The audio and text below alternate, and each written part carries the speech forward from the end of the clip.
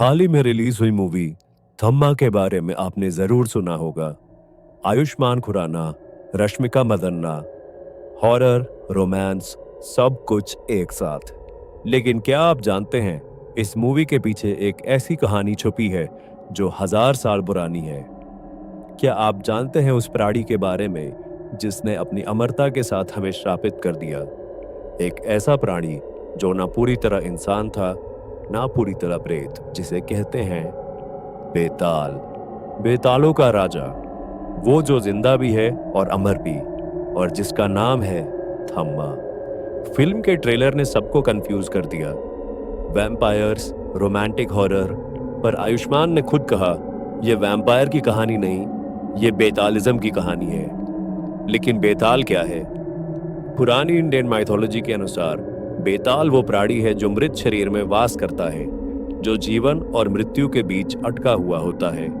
ना पूरी तरह मर सकता है, ना पूरी तरह जी सकता है। पुराने ग्रंथों में लिखा है बेतालों का जन्म हुआ अश्वत्थामा के श्राप से। वही अमर योद्धा जिसे कृष्ण ने कहा था, तू युगों तक जिंदा रहेगा पर शांति कभी नहीं पाएगा। और इस शांति की तलाश ने जन्म दिया हर युग के थम्मा को। महाभारत के बाद अश्वत्थामा ने हिमालय के पास तपस्या की। वर्षों तक उसकी चीखें पहाड़ों में गूंजती रहीं, और कहानी कहती है एक रात उसका शरीर लहू नहीं, काली राख से भरने लगा। उसने स्वयं कैलाश पर प्रार्थना की, हे महादेव, मुझे मृत्यु दो। लेकिन जवाब आया, तेरे जख्म तेरी पहचान है। और उसी समय से उसका नया रूप बना थम्मा, एक अमर प्राणी जो हर युग में नए शरीर के रूप में लौटता है।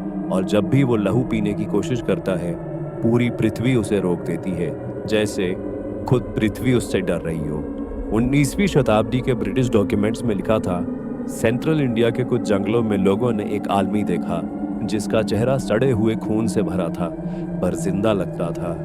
उन्होंने उसे थम्मा कहा, the one who can not die, यानी कि वो जो मर नहीं सकता। कुछ आदिवासी कबीले हैं जो कहते हैं थम्मा के वंशज आज भी शापित हैं, जो अमावस्या की रात को खून देकर प्रार्थना करते हैं, और अगर वो नहीं करते तो उनके शरीर स्वयं सूख जाते हैं। राइटर निरेन भट्ट ने रिवील किया, थम्मा नाम आया शब्द थम से, मतलब रुक जाना, क्योंकि बेताल की उम्र वहीं रुक गई थी। 1000 साल से एक ही श्राप चल रहा है, ना जी सकता है ना मर सकता है। फिल्म में आयुष्मान का कैरेक्टर आलोक गोयल एक जर्नलिस्ट है जो ताड़का रश्मिका से मिलकर अननोइंगली उसका श्राप अपने अंदर ले लेता है। उसका खून अब बेतालों का हिस्सा बन जाता है। ये सिर्फ एक साईफाई या फैंटेसी नहीं, ये वो डरावनी कहानी है जो इंडिया के श्रापित अमर लेजेंड से निकली है। मूवी का क्रीचर यक्षासन प्राचीन बेतालों का मुखिया है, एक पहचान है अश्वत्थामा के प्राचीन रूप की। कुछ इतिहास को लिखने वाले कहते हैं अश्वत्थामा अब भी जिंदा है और उसका निवास नर्मदा नदी के आसपास के जंगलों में है। वहां रात में आज भी आधी रोटी और तेल में मिला हुआ पानी मिलता है। जो कोई भी उसे देखता है वापस नहीं आता।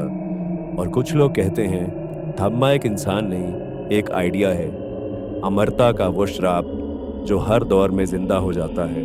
तो अगली बार जब थम्मा का नाम आप सुने या कोई कहानी जिसमें अमर होने की बात हो, याद रखिए हर अमर कहानी के अंदर एक श्रापित आत्मा होती है, और शायद वो अभी भी हमें देख रही है, कहीं से, किसी जंगल से या फिर इसी स्क्रीन से।